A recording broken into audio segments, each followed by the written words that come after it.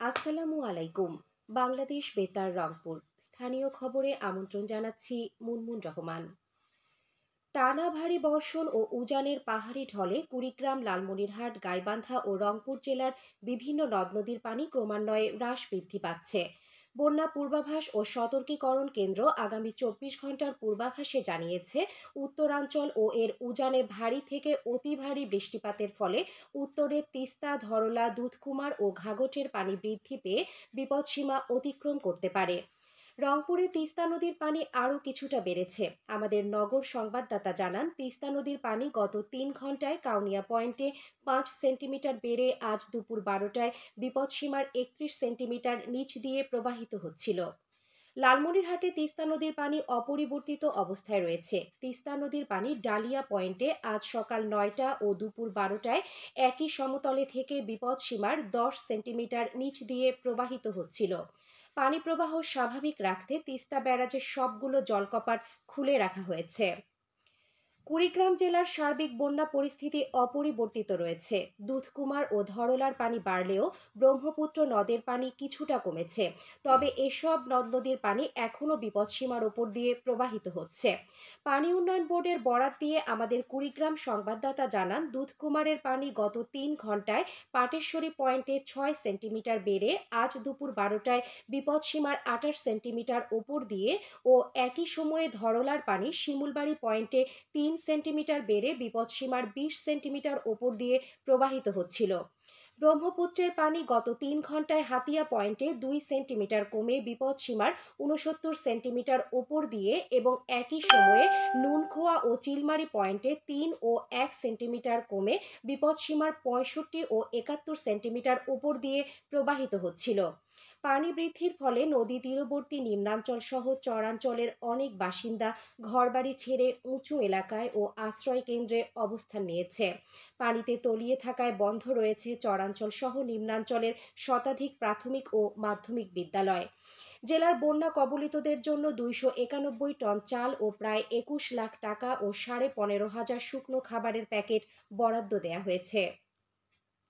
আমাদের গাইবান্ধা সংবাদদাতা জানান, টানা বৃষ্টি ও উজানের ঢলে জেলার 4 উপজেলার নিম্নাঞ্চলের ঘরবাড়ি, রাস্তাঘাট সহ বেশ কিছু শিক্ষা প্রতিষ্ঠানে বন্যার পানি ঢুকে পড়েছে। জেলার সদর, সুন্দরগঞ্জ, ফুলছড়ি ও সাঘাটা উপজেলার 29টি ইউনিয়নে পানিবন্দী হয়ে পড়েছে অন্তত 68,000 মানুষ। তলিয়ে গেছে বিস্তীর্ণ এলাকার পাট, বাদাম ও শাকসবজি সহ বিভিন্ন ফসল। দেখা দিয়েছে গোখাদ্যের সংকট। এসব এলাকার 80টি প্রাথমিক ও মাধ্যমিক বিদ্যালয়ের পাঠদান বন্ধ ঘোষণা করা হয়েছে। সমাজসেবা অধিদপ্তরের সামাজিক সুরক্ষা বেষ্টনীর আওতায় মৌলিক অধিকার বঞ্চিত শিশুদের পুনর্বাসনে কাজ করছে শেখ রাসেল শিশু প্রশিক্ষণ ও পুনর্বাসন কেন্দ্র। 2012 সালে প্রতিষ্ঠার পর থেকে রংপুরের শেখ রাসেল শিশু প্রশিক্ষণ ও পুনর্বাসন কেন্দ্র এ পর্যন্ত 137 জন শিশুকে পুনর্বাসন ও প্রায় 300 শিশুকে বিভিন্ন ট্রেডে প্রশিক্ষণ প্রদান করেছে। এ কেন্দ্র ঝুঁকিতে থাকা শিশুকে 3 বছরের আবাসন প্রদান এবং শিশুর বয়স, শিক্ষা ও প্রবণতা বিচারে পুনর্বাসনের উদ্যোগ নেয়। আরো শুনুন প্রতিবেদনে। আমাদের বাসায় থাকি, আমার বাবা মা একটা পরিশ্রম দিয়ে ছোটবেলা থেকে বাবা মায়ের কোল থেকে হারিয়ে যাওয়া মানসিক ভারসাম্যহীন বালিকা বিথির এখন আপন ঠিকানা রংপুরের বড়বাড়ি এলাকার শেখ রাসেল শিশু প্রশিক্ষণ ও পুনর্বাসন কেন্দ্র। সমাজসেবা অধিদপ্তরের আওতাধীন বালিকাদের এই পুনর্বাসন কেন্দ্রে রয়েছে মৌলিক অধিকার বঞ্চিত এমন অনেক বিথি। বাবা আলাদা থাকে, মা। হ্যাঁ, বুঝতে পেরেছি। তুমি বাবা মার কাছে থাকলে না কেন? এমনি মানে ওরা দূরে দূরে থাকে, পড়ালেখার সমস্যা হয় এখানে। এখানে কোনো সমস্যা হয় না? আমার বাবা নাই আর আমার নানি পড়াইতে পারে না, জন্য এখানে চলে গেছে। মা নেই? মা আছে। মাকে আবার বিয়ে করেছেন? হ্যাঁ। এখানে খাওয়া দাওয়া, তোমার থাকা চলা কেমন? ভালো। কোনো সমস্যা হয় কি? না, বড়রা সবাই ভালো করে আমাদের পড়ায়, স্কুলে পড়াশোনা করায়, অনেক ভালো ব্যবহার করে, কোনো ঝগড়া করে না। বয়সন্ধিকালীন আবেগবশত ভুল সহ বিভিন্ন কারণে আইনি জটিলতায় পড়া শিশুদের নিরাপদ আশ্রয়ও এই শেখ রাসেল পুনর্বাসন কেন্দ্র। আমার বাবা মার অনুমতি ছাড়াই পালিয়ে গিয়ে বিয়ে করছি। তারপর আমাকে র্যাব ধরছে, আমাকে আর আমার স্বামীকে। তারপর ঢাকা থেকে আমাদের রংপুর কোর্টে আনছে। তারপর কোত্থেকে আমাকে এখানে রেখে দিয়েছে, আমার বয়স কম ছিল। ছিন্নমূল পথশিশু, পিতামাতার বহু বিবাহের কারণে অভিভাবকহীন হয়ে পড়াসহ ঝুঁকিতে থাকা শিশুদের পুনর্বাসনে সমাজসেবা অধিদপ্তর বিশ্বব্যাংকের আর্থিক সহায়তায় 2012 থেকে 2016 সাল পর্যন্ত রংপুর সহ দেশের 7টি বিভাগে services for children at risk কার্যক্রম বাস্তবায়ন করে। পরে একটি শিশুও রাস্তায় ঘুমাবে না, একটি শিশুও এভাবে মানবেতর জীবনযাপন করবে না। প্রধানমন্ত্রীর এই মহতী নির্দেশনাকে সামনে রেখে সরকার এই প্রকল্পের দায়িত্বভার গ্রহণ করে এবং একে শেখ রাসেল শিশু প্রশিক্ষণ ও পুনর্বাসন কেন্দ্র হিসেবে নামকরণ করা হয়। এখনো পর্যন্ত প্রতিষ্ঠানটি দেশব্যাপী মৌলিক সুবিধা বঞ্চিত শিশুদের পুনর্বাসনে কাজ করে যাচ্ছে। কথা হচ্ছিল রংপুরের শেখ রাসেল শিশু প্রশিক্ষণ ও পুনর্বাসন কেন্দ্রের এডুকেটর হাফিজ আল মামুনের সঙ্গে। আমাদের এখানে সোশ্যাল ওয়ার্কার এবং আউটরিচ ওয়ার্কার আছে, তারা ফিল্ডে যায় এবং ফিল্ডে যদি ঝুঁকিতে থাকা শিশু পায় তারা তাদের মাধ্যমে এই শিশু এখানে অবস্থান করে আসতে পারে। আর এই শিশুদের যখন আসবে 15 দিনের ক্রাইসিস পিরিয়ডে এখানে অবস্থান করবে এবং ওই সময় আমাদের ডাক্তার, সাইকোলজিস্ট, ফিজিক্যাল এর সবাই অবজার্ভ করবে এবং তাকে 15 দিনের মধ্যে সে আমাদের প্রতিষ্ঠানে ভর্তি হওয়ার যোগ্য কিনা সেটা নির্বাচন। যদি সে 15 দিনের মধ্যে পেয়ে যায় তাহলে তো আমরা ক্রাইসিস থেকেই চলে যাবে।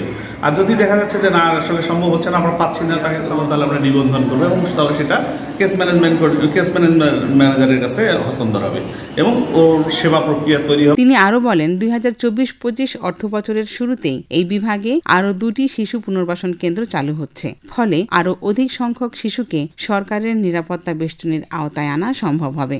আমাদের নদী ভাঙন এলাকা বেশি, তার অর্থ এখানে ঝুঁকিতে থাকা শিশুর পরিমাণ বেশি। যত শিশু আছে তাদের সবাইকে আমরা সাপোর্ট দিতে পারতেছি না।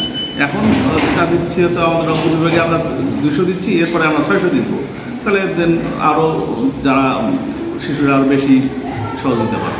100 শিশুর আবাসন ক্ষমতা সম্পন্ন দেশব্যাপী 13টি শেখ রাসেল শিশু প্রশিক্ষণ ও পুনর্বাসন কেন্দ্র থেকে বর্তমানে প্রায় 2500 শিশু সেবা গ্রহণ করছে। স্মৃতিরানী সরকার, বাংলাদেশ বেতার, রংপুর। খেলার খবর ফুটবল। কুড়িগ্রাম সদর উপজেলার ইউনিয়ন পর্যায়ে বঙ্গবন্ধু শেখ মুজিবুর রহমান অনূর্ধ্ব-17 বালক ফুটবল টুর্নামেন্টের ফাইনাল খেলা ও পুরস্কার বিতরণ অনুষ্ঠিত হয়েছে।